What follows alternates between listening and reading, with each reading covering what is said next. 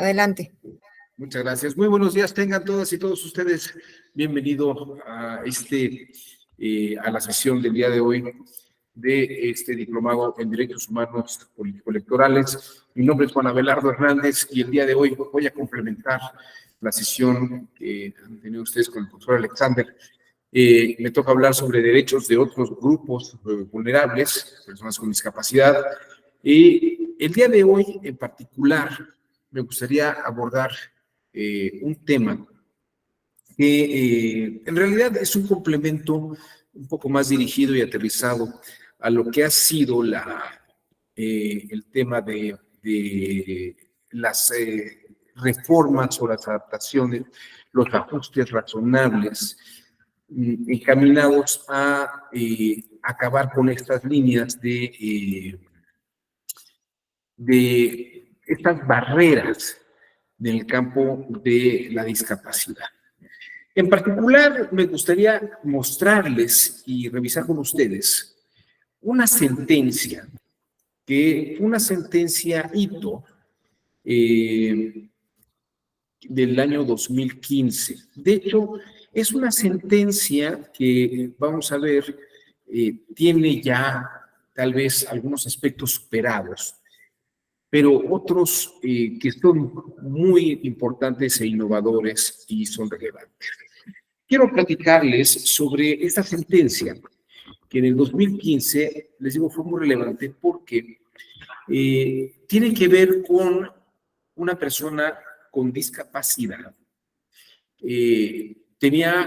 Fue su mamá, a él y a su hermana, les llevó a cabo un juicio de interdicción para dejar la tutela a una serie de parientes y personas cercanas a ella, porque ella parece que se sabía un poco enferma y que iba a morir, y quería dejar protegidos a sus hijos. Ciertamente esta sentencia no es sobre el juicio de interdicción, pero sí aborda lo siguiente. Es la historia de un muchacho que vamos a llamar Ernesto, y de hecho la sentencia en la versión pública pone este nombre para proteger los datos personales de esta persona. Ernesto presentó en ese momento un alto nivel de autismo. Parece que era un Asperger desarrollado, pero tenía una característica importante. Ernesto, con la ayuda necesaria, con el ajuste razonable de alguien, le permitía comprender una toma de decisiones personales y poder, con este ajuste razonable de exposición, permitirle a él tomar decisiones sobre su patrimonio y sobre su persona. Legalmente no podía hacerse esto debido a que el Código Civil, en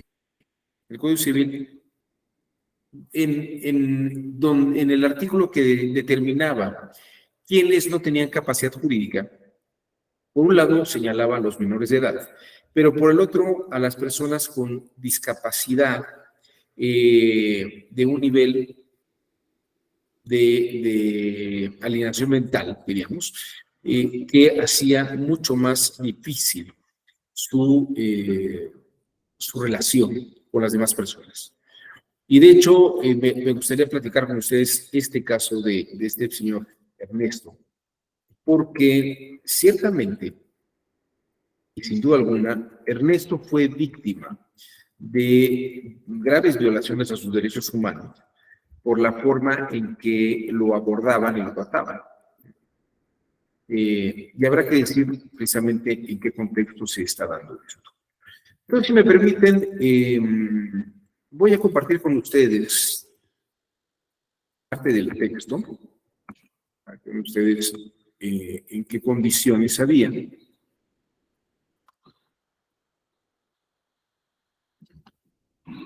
Bueno, de hecho, Déjenme mostrarles. Voy a compartir esta lámina que va a permitir ver cómo estaba el código. Dentro de las reformas del Código Nacional, el nuevo Código Nacional de Procedimientos Civiles,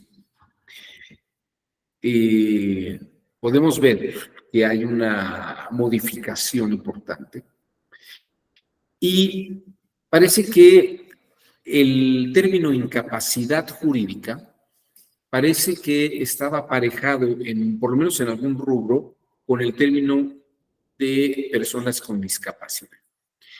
Y como les decía hace un instante, son muy distintos la incapacidad jurídica y la situación de una persona con discapacidad.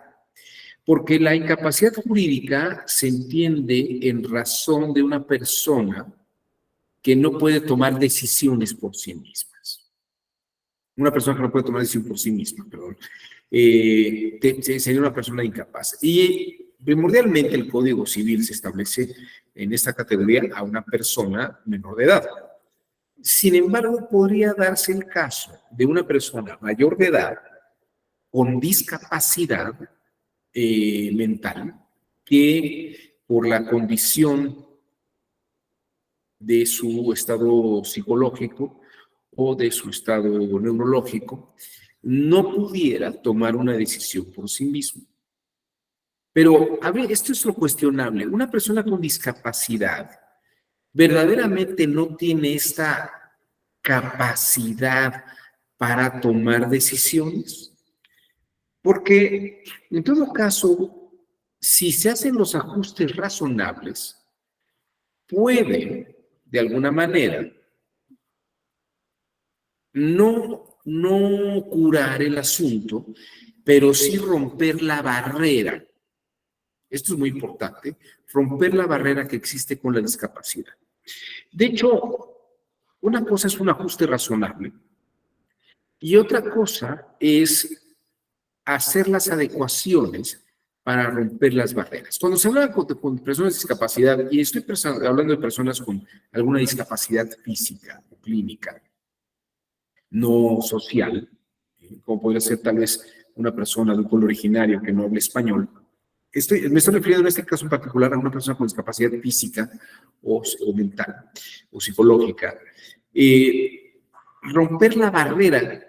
Todas estas percepciones que tenían los códigos estaban basadas en análisis clínicos y médicos y consideraban que una persona en un estado neurológico o psicológico determinado no era capaz de tomar una decisión, ¿no?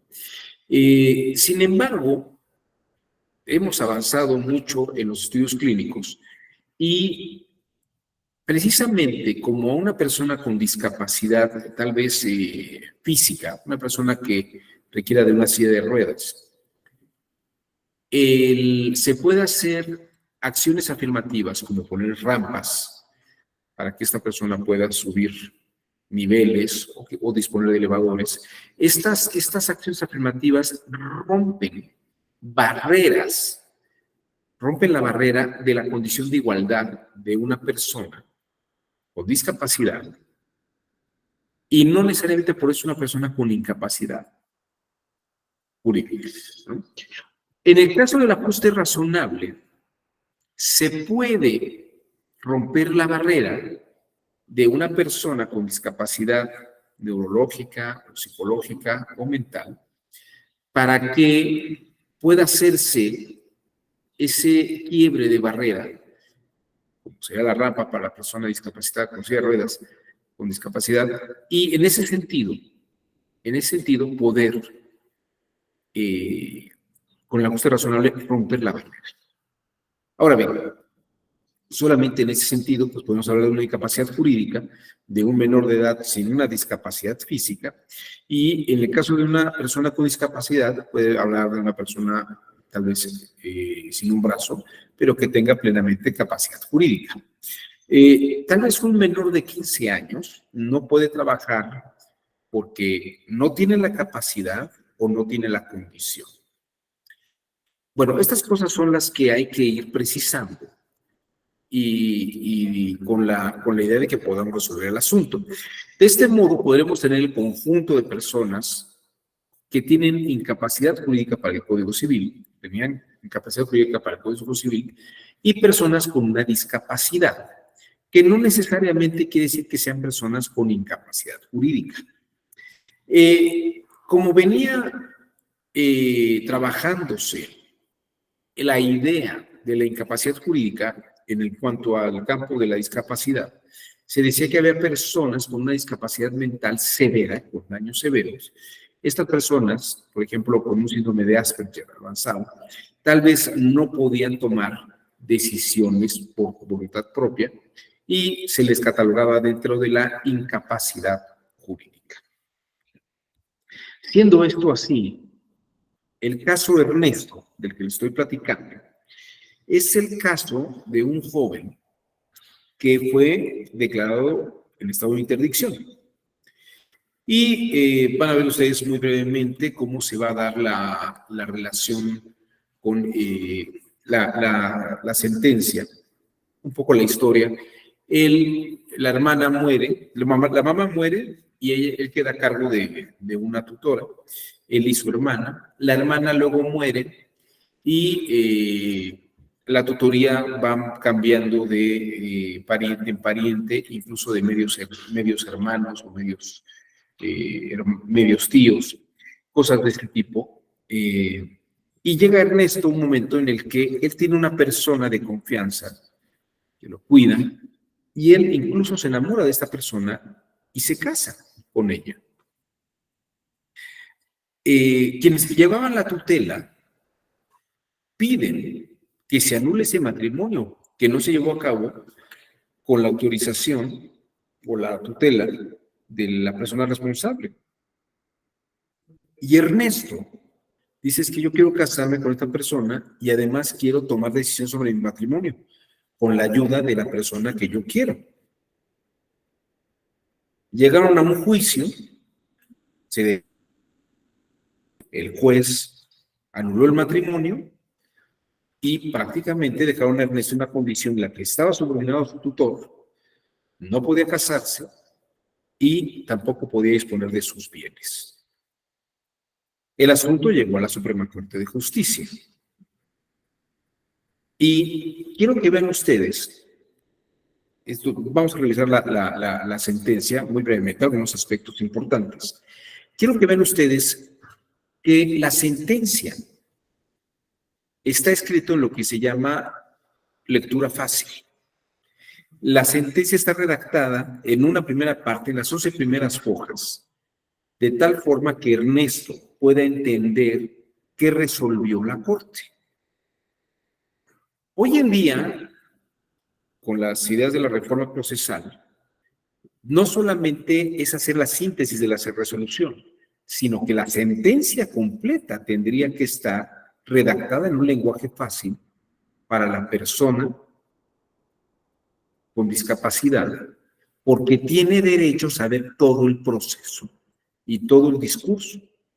Esto es un reto muy importante para los poderes judiciales, porque si de hecho se le está pidiendo que redacten el lenguaje ciudadano y luego que hagan un esfuerzo mayor para redactar en un lenguaje fácil, en una lectura fácil para las personas con ciertas discapacidad, pues el que toda una sentencia tenga que estar redactada en esta línea es también un avance muy importante, pero un gran reto para el Poder Judicial. Entonces, si a ustedes les parece, vamos a revisar esta sentencia y de paso nos ayuda a entender estas adecuaciones, estos ajustes razonables que tienen que hacerse. Ven ustedes, aquí está esta resolución. Ahí está. Esto lo pueden ustedes encontrar en internet si les interesa verlo con mayor cuidado. Es el amparo revisión 1368 del 2015, diagonal 2015. El ministro fue Alfredo Ortiz Gutiérrez Ortiz Mena. Y la secretaria de estudio, que principalmente lideró el proyecto, fue María Dolores Higareda Díez de Sollano, actualmente ya nombrada magistrada del Poder Judicial de la Federación. Y fíjense ustedes cómo empieza la sentencia en lectura fácil. Tal como lo solicitó el quejoso, en este caso nuestro personaje Ernesto, en su demanda de amparo indirecto y en su escrito de recurso de revisión y con base en los artículos 2 y 21 de la Convención de Derechos de las Personas con Discapacidad, a continuación se presenta la sentencia en formato de lectura fácil. Posteriormente se presenta la sentencia en un formato judicial tradicional que busca ser también en un lenguaje ciudadano. Les digo, esto fue en 2015. Hoy la tendencia es que una persona con discapacidad pueda leer su sentencia completa en un lenguaje de lectura fácil. Quiero mostrarles que el formato de sentencia de lectura fácil tiene escasos 2 líneas, tal vez 3 líneas en el mayor de los casos, y está escrita en un lenguaje adecuado, haciéndose un ajuste razonable para que a la hora de que la persona lo lea o se lo lean, pueda entenderlo claramente. Fíjense ustedes este ajuste razonable que se hace para nuestro amigo Ernesto. Aquí le ponen el nombre de Tomás, más adelante verán ustedes que se llama Ernesto. En la sentencia cambian los nombres, pero dice, tú, Tomás, le pediste al juez que te quitara el estado de interdicción. El estado de interdicción te prohíbe decidir por ti mismo. Es una especie de resultados, ¿no? Lo que están planteando aquí. Recuerden ustedes que Ernesto fue con un juez, fue ante un juez porque le anularon el matrimonio por el estado de interdicción. Entonces, le pediste al juez que le quitaran el estado de interdicción. Tú le dijiste al juez que el juicio de interdicción estuvo mal.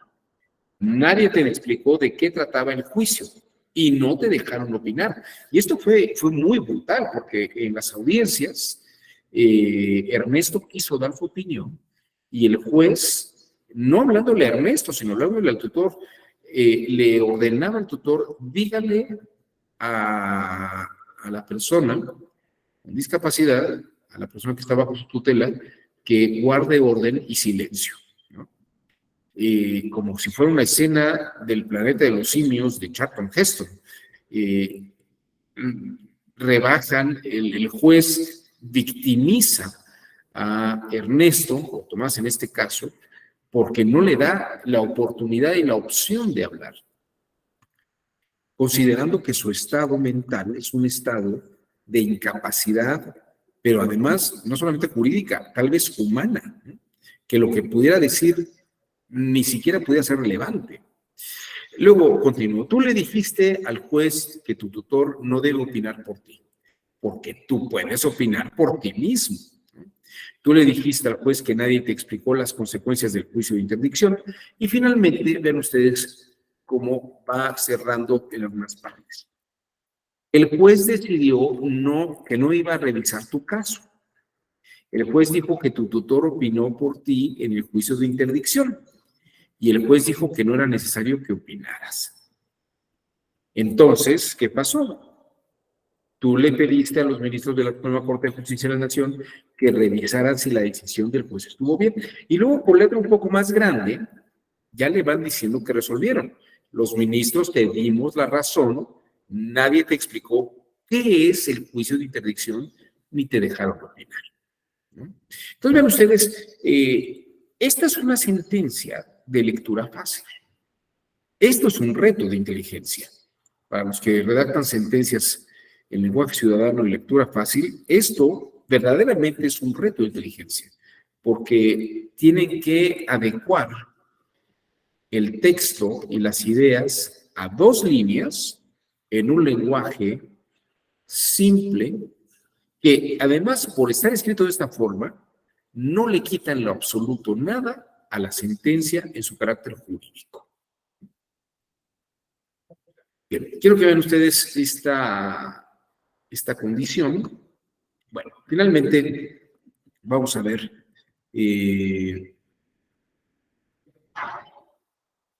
Bueno, nada más para que vean ustedes. El artículo 12 de esa convención dice que tú tienes derecho. Bueno, hay una convención, que yo creo que ya la vieron ustedes, la Convención de Personas con Discapacidad, Convención sobre los Derechos de las Personas con Discapacidad, es es un documento que firmó el Gobierno de México, la Convención sobre Derechos de las Personas con Discapacidad. Fíjense cómo se lo explican a Tomás o Ernesto. La Convención protege tu derecho a decidir y a que puedas buscar apoyos para tomar tus decisiones. El artículo 12 de la Convención dice que tú tienes derecho a opinar y decidir sobre tu vida. Eso se llama que tienes derecho a la capacidad jurídica, ¿no? En fin, este es como el punto central. Y ahora, vamos a ver, quiero que vean ustedes la sentencia de lectura fácil. Miren, ya estamos en la... Voy a hacer esto un poco más pequeño para que vean ustedes. Esta es la foja 10. Y aquí se acabó la sentencia de lectura fácil. Los ministros dicen que el juez debe de escribir su decisión en palabras que puedas entender. Y eso se llama lectura fácil, para que puedas opinar como todas las demás personas. Estoy abordando con ustedes este caso concreto, para que vean ustedes que se está haciendo un ajuste razonable de la redacción de la sentencia para atender este tema de esta persona con discapacidad. Y se hace esta lectura fácil adecuándola al nivel cognitivo de la persona, al nivel cognitivo y epistemológico de la persona. Esto, les repito, es un ejercicio muy importante para el cual hay que desarrollar una serie de competencias y habilidades, sobre todo de orden lingüístico, ¿no?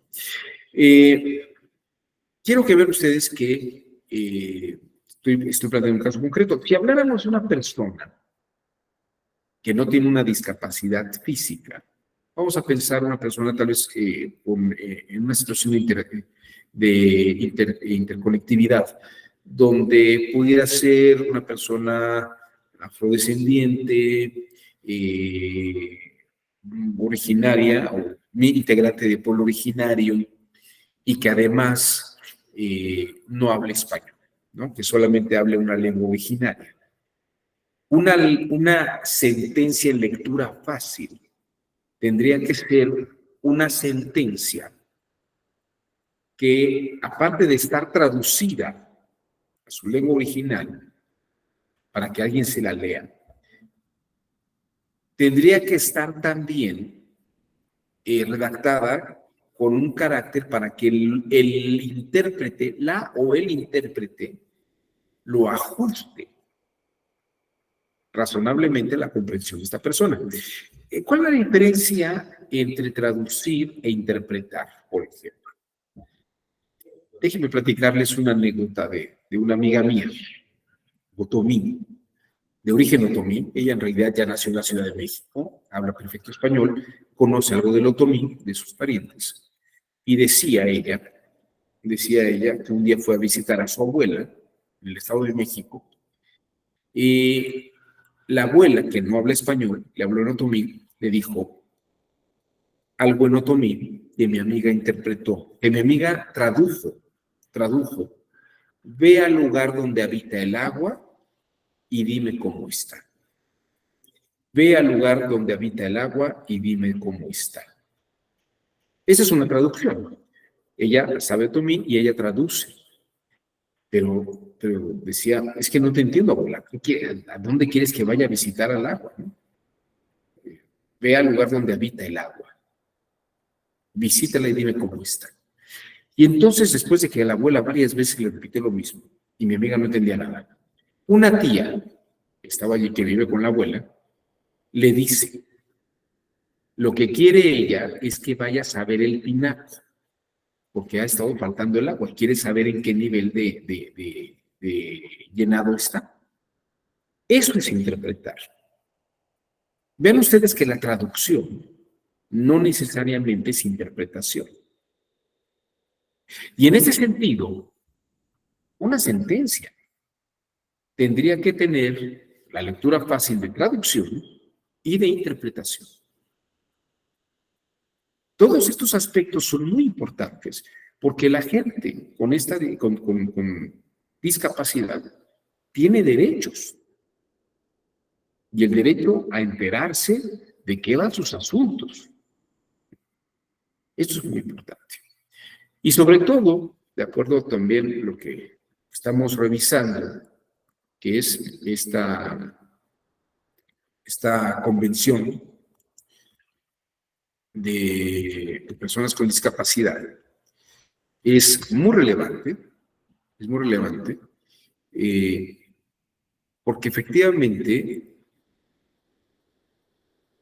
rompe con la barrera clínica, médica, de señalar que una persona con discapacidad no tiene capacidad jurídica, ¿no? Bueno, si les parece, vamos a revisar un poco más de esta sentencia para que vean ustedes en qué ámbito se mueve.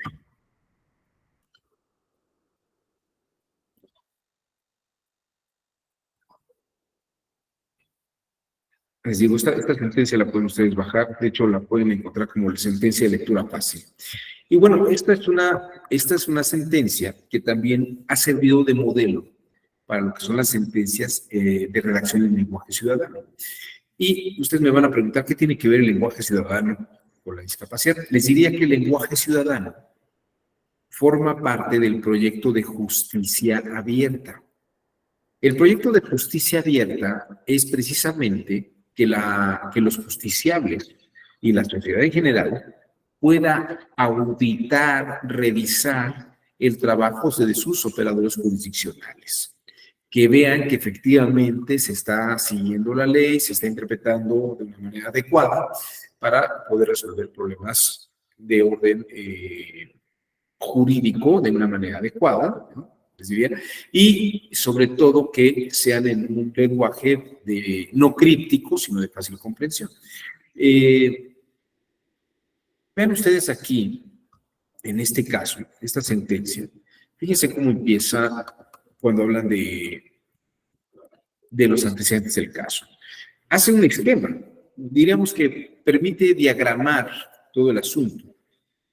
Y dice así: debido a la complejidad procesal y diversidad de los hechos, estos se agruparán en dos incisos. En el primer inciso se relatará la jurisdicción voluntaria y declaratoria del estado de interdicción, que fue lo que la mamá hizo para poder,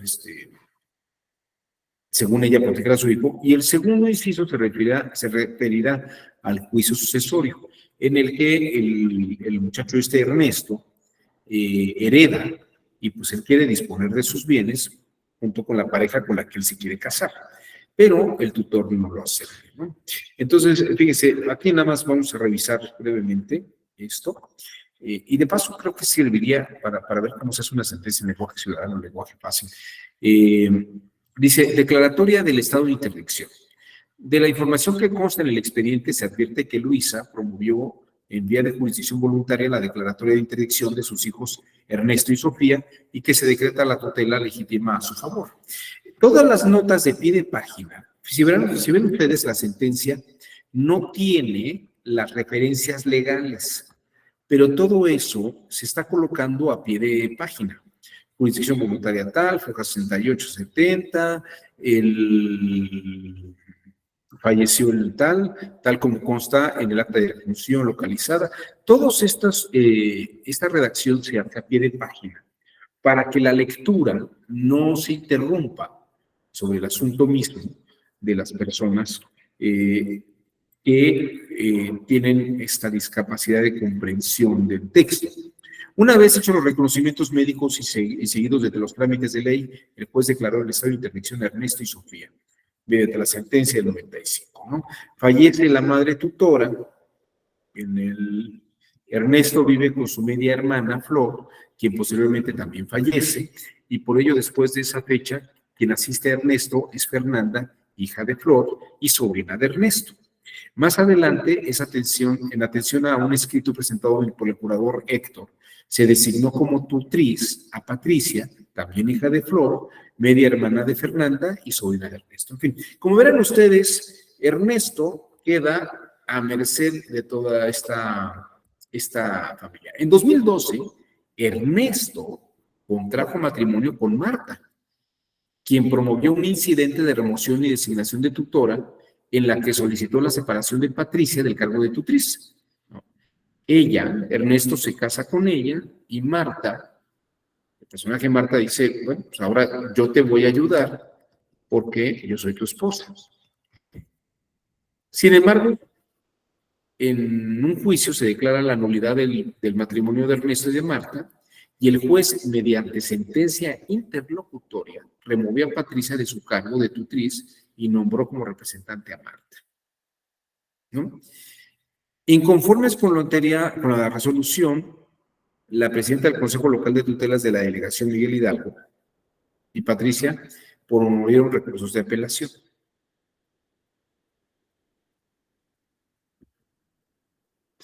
Mientras dichos recursos de apelación estaban pendientes de resolución, Ernesto presentó en 2013, por su propio derecho, fíjense, sin el tutor o la tutriz, un escrito ante el juez de lo familiar en el cual solicitó, fíjense qué cosas, el reconocimiento judicial de su lugar de residencia, así como de su derecho a vivir en ese lugar.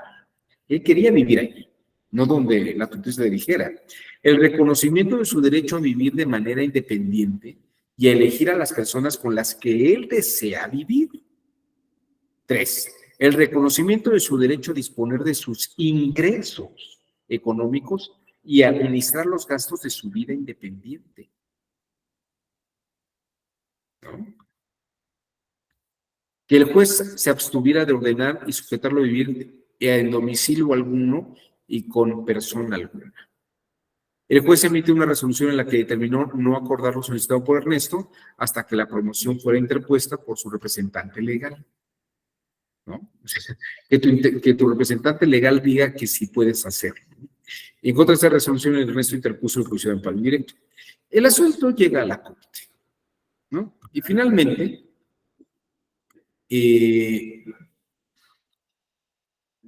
para no hacerles la historia muy larga, porque quiero que vean ustedes todo lo que va a resolver la Suprema Corte de Justicia. Dice,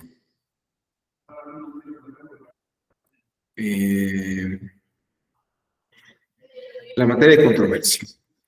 La controversia versa sobre la contradicción entre los regímenes de capacidad de las personas con discapacidad del Código Civil y que adopta el Código, la Convención de Personas con Discapacidad.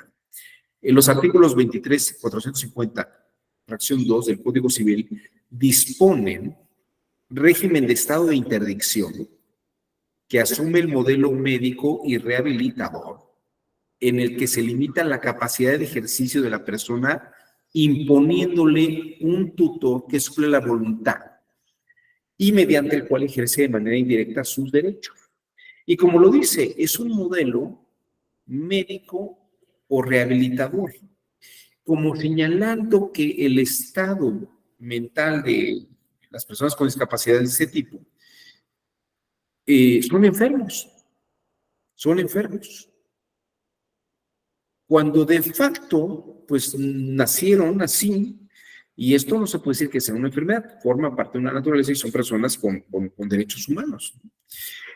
La Convención de Personas con Discapacidad, CDPD, adopta el modelo social bajo el cual se reconoce la capacidad de las personas con discapacidad y se asume que el umbral por el que se determina que una persona manifiesta su voluntad libre de vicios de consentimiento debe ser ampliado para incluir los procesos volitivos de las personas con discapacidad intelectual. Claro, porque tal vez la incapacidad radica en que no puede expresarse de una manera clara o tarda un poco más en comprender una situación. Pero eso no quiere decir que su voluntad esté anulada y que sea un objeto o un ser irracional. Y aquí se hace una acotación importante en la sentencia.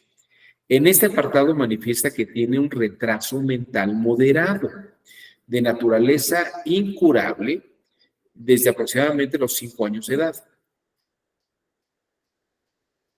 porque habla precisamente de la calificación de que es una enfermedad. Entonces, esto es incurable, como si la sanidad de esta persona fuera no haber nacido así. Señala que según el DSM, que es el catálogo de enfermedades,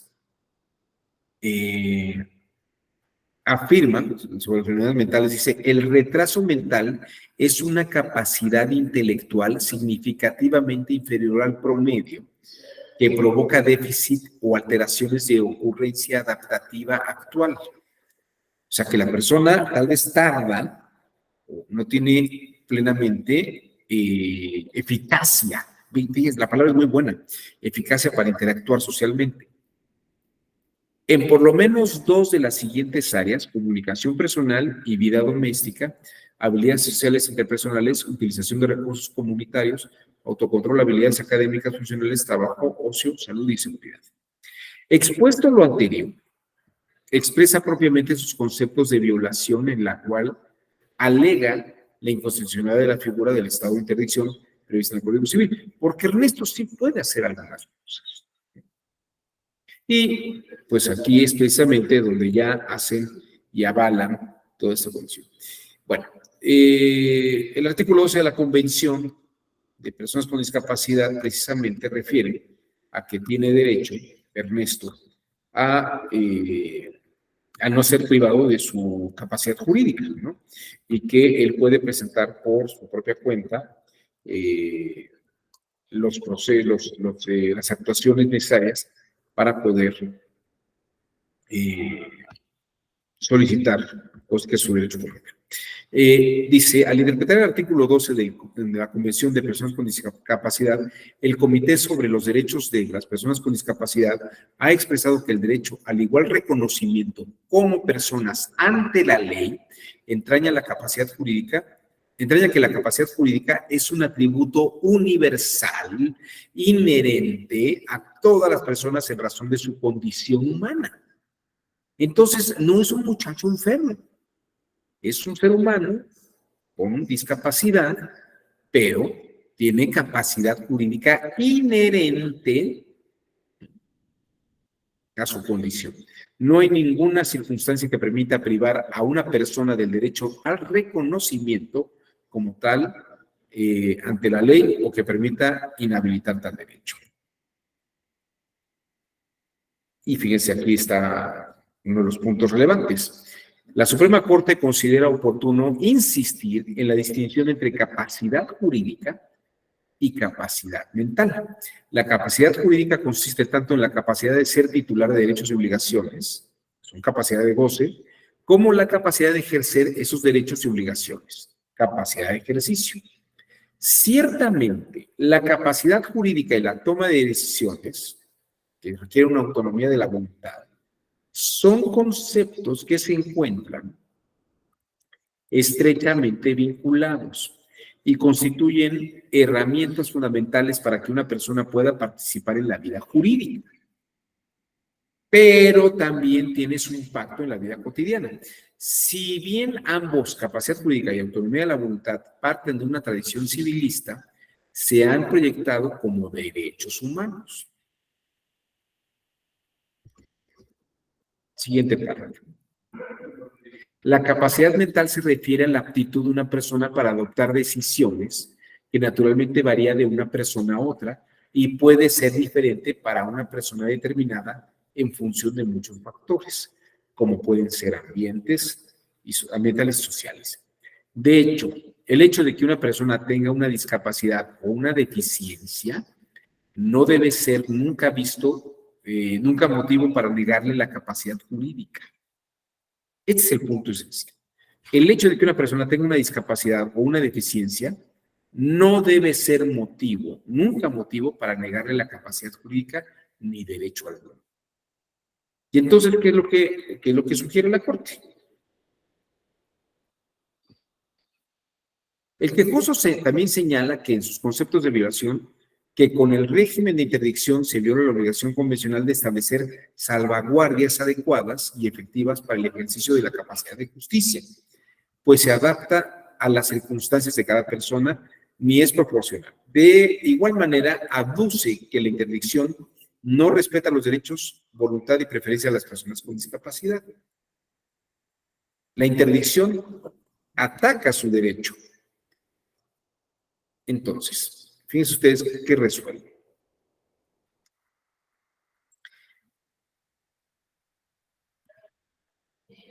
Le va a reconocer su derecho a la vida independiente y disposición de sus bienes.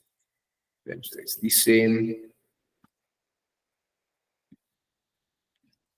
en consecuencia, fíjense, este régimen de apoyo y salvaguardia, la verdad es que me viene un poco en el párrafo anterior, esto es importante. En consecuencia, la autoridad responsable deberá dejar insubsistente el acto reclamado, estado en el estado de interdicción decretado mediante la sentencia del 94, así como todas las actuaciones derivadas de la declaración de interdicción y emitir la resolución que establezca las salvaguardias y apoyos necesarios, son apoyos necesarios para que Ernesto pueda ejercer plenamente su capacidad.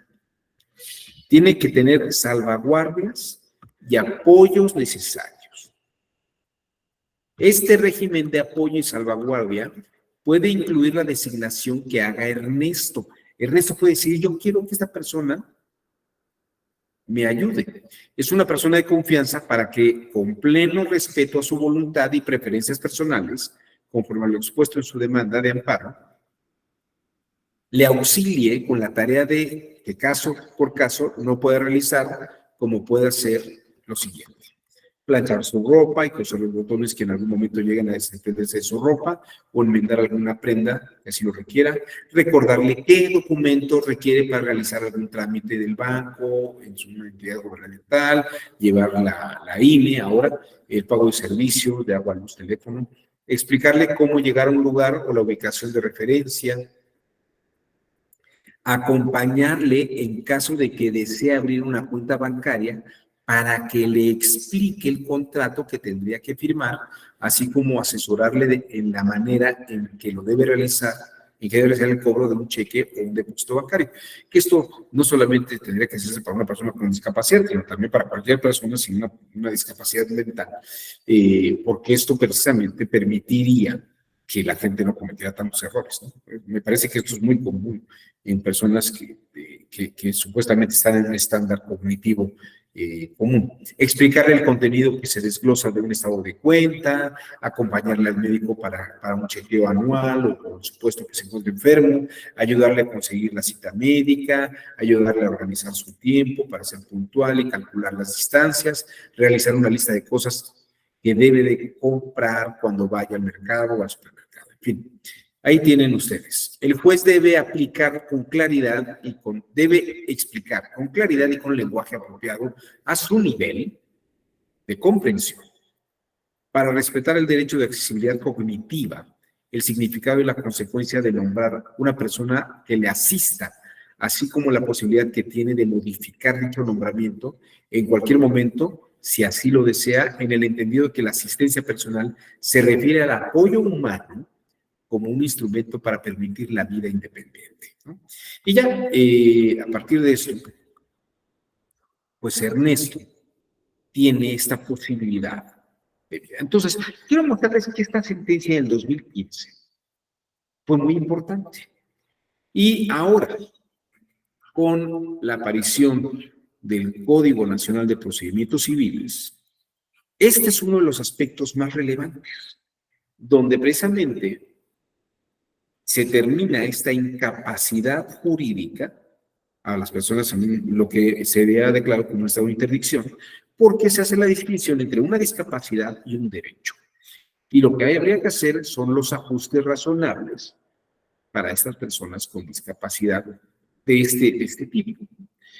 Les mostré la sentencia, incluso hoy en día las sentencias también tienen que ser modificadas, todas en este caso. No solamente tener una parte, sino tener prácticamente una sentencia en lectura fácil para que las personas con discapacidad no solamente vean los resultados, sino que entiendan todo el proceso.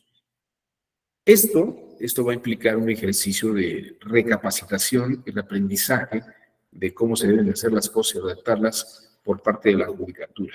Creo que es un proyecto interesante, Creo que es una de las formas con las que se rompe la barrera y precisamente no hay una distinción. Son personas de atención prioritaria, pero por ser de atención prioritaria en ningún momento debe considerarse que no tienen capacidad jurídica. Hasta aquí mi exposición del día de hoy. Lo que estoy haciendo en realidad es un complemento a las sesiones anteriores que tuve con el profesor Alexander, con el que vieron mucho más los aspectos generales. Solamente en este caso comenté con él abordar un caso particular de cómo habría que hacer estos ajustes razonables para las personas con discapacidad, en atención a la protección de sus derechos. No sé si alguien quisiera comentar algo antes de que nos vayamos, alguna pregunta. Yael Manuel García, levantó usted la mano. Adelante, Yael. Buen día, doctor. Buen día a todos.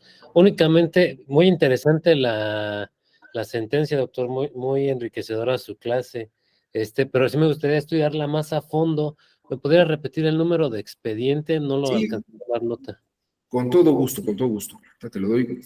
De hecho, si te metes a Google y buscas sentencia de lectura fácil, te va a aparecer, pero de todos modos ahorita te doy. Es la 1368, es 1368, diagonal 2015. Gracias, doctor. Con todo gusto. Sí, es una sentencia que tiene que leerse. La verdad es que es una sentencia muy interesante. Ahí la tienen. Amparo en revisión 1368, diagonal 2015, de Gutiérrez Mena. Si la buscan, si se meten a Google y ponen sentencia de lectura fácil, la palabra Ernesto, o Dolores Higareda, o Ortiz Mena, seguramente la van a encontrar fácilmente. Está en fácil acceso. Y bueno, a partir de esta se han dado otros ejemplos muy interesantes. En el interior de la República, en San Luis Potosí, me ha tocado ver sentencias en lectura fácil sensacionales atendiendo estos aspectos, sobre todo, por ejemplo, en materia familiar a menores de edad, que pues van a tener que ver estos temas estos temas de custodia, por ejemplo, son interesantes.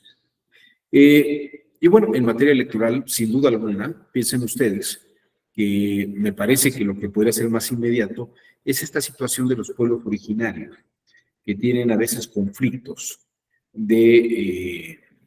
hay un caso muy famoso en un municipio en Oaxaca.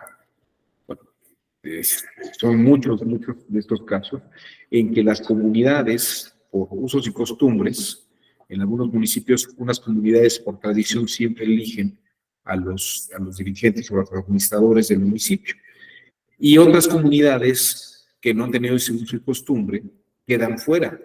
Entonces, no se ha implementado el sistema, por ejemplo, electoral, para que sean reconocidas las otras comunidades como lugares donde pueda elegirse a los representantes del municipio. Se ha intentado hacer, ha habido nulidades, ha habido desconocimientos, desreconocimientos, o sea, no se reconoce a los triunfadores porque no pertenecen a las comunidades o a las comunidades de los municipios donde se lleva la cabecera del asunto. En fin, hay muchas cosas y estos temas sobre las resoluciones son muy importantes porque hay que entender la resolución para poder buscar una solución en el futuro. Lo que ha ocurrido en algunos lugares es que las resoluciones patean el asunto a un tiempo después para ver si se van arreglando solos. Estos son de los temas que hay que ir revisando, sobre todo en materia electoral. Gracias por la pregunta, Yael. Ahí tienes el dato. No sé si alguien más quisiera comentar algo antes de que nos vayamos. Les agradezco a todos y a todos su generoso tiempo. Gracias por esperarme. Tuve un problema técnico y no pude conectarme a las 9, pero traté de sintetizar lo mejor posible en esta hora de 10 a 11. Muchísimas gracias, Antonio Urbina. Que tengan muy buen día y excelente fin de semana. Hasta luego.